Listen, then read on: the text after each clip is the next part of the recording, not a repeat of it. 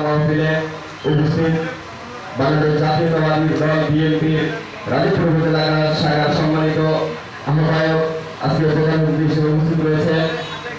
বিশেষ বক্তা হিসেবে উপস্থিত রয়েছে বাংলাদেশ জাতীয়তাবাদী দল বিএনপি রাজীবপুর উপজেলা শাখার নবনির্বাচিত আহ্বায়ক কমিটির সম্মানিত সদস্য সচিব আব্দুল ভাই সরকার সহ রাজীবপুর উপজেলা বিএনপি নবনির্বাচিত কমিটির সকল যুগ্ম আহ্বায়ক এবং আহ্বায়ক সদস্যবৃন্দ সহ বাংলাদেশ জাতীয়তাবাদী দল বিএনপি রাজীবপুর উপজেলা শাখার আওতাধীন সকল ইউনিট কমিটি ও অঙ্গ সহযোগী সংগঠনের সকল স্তরের নেতৃবৃন্দ সকলকে জানাই রাজীবপুর সকল ইউনিয়ন যুব দলের পক্ষ থেকে বিপ্লবী শুভেচ্ছা অভিনন্দন সহ সালাম।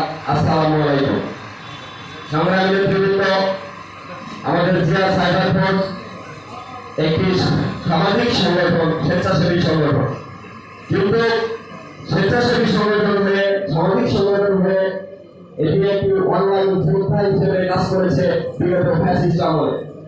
ফ্যাসিস্ট সময়ে 2005 সাল আমলে শেখ হাসিনার দুঃসময়ে যখন বাংলাদেশ জাতীয়তাবাদী দল বিএনপির প্রচারণার ক্ষেত্রে ব্যাপক বাধা হয়ে দাঁড়িয়েছিল এই বাকশালী শাসন আমলের অ্যাক্টিভিটিসরা যখন বিএনপির কোনো অ্যাক্টিভিটিস, কোনো প্রোগ্রাম, কোনো কর্মসূচি বাংলাদেশ বেতার সহ বাংলাদেশের কোনো মিডিয়ায় প্রচারণা হতো না। বাংলাদেশের তৃণমূল মানুষকে একটা সময় তারা এই আওয়ামী লীগ এমনভাবে প্রমাণ করেছিল যে বিএনপি মাঠে নাই, ময়দানে নাই, বিএনপি নিশ্চিহ্ন হয়ে গেছে, কোনো মিছিল মিটিং করতে পারে না, এরা তো একেবারে দুর্বল। ঠিক সেই সময় তারেক রহমানের দুর্বার কিছু দুঃসাহসী সহযোগিতা তারেক রহমানের সাথে পরামর্শ করে জিয়া সাইবার ফোর্স গঠন করে। জিয়া সাইবার ফোর্স প্রত্যেকটি জেলা মহানগর সহ একেবারে উপজেলা হয়ে ইউনিয়ন পর্যন্ত পৌঁছে দিয়ে ইউনিয়ন থেকে শুরু করে সারা বাংলাদেশের প্রতিটি অঞ্চলে এই সহযোগিতা ছড়িয়ে দিচ্ছিল। বিএনপির প্রতিটি নেতা কর্মীর জেল জরুরি ভূমিকা থেকে শুরু করে প্রত্যেকটা প্রোগ্রাম কর্মসূচি এরা অনলাইনে ব্যাপকভাবে প্রচারণা করেছে, যার দরুন আবার নতুনভাবে আমরা প্রমাণ করতে পেরেছিলাম, আমাদের জাতীয়তাবাদী দল বিএনপি প্রমাণ করতে পেরেছিল অনলাইন শক্তি একটি বিরাট ভূমিকা রেখেছিল এই জিয়া সাইবার ফোর্সের মাধ্যমে। আজকে সেই জিয়া সাইবার ফোর্স গুটি পায়ে 10 বছর অতিক্রম করেছে। এখন 22 সাল থেকে মুক্তি পেয়েছে সকল মিডিয়া।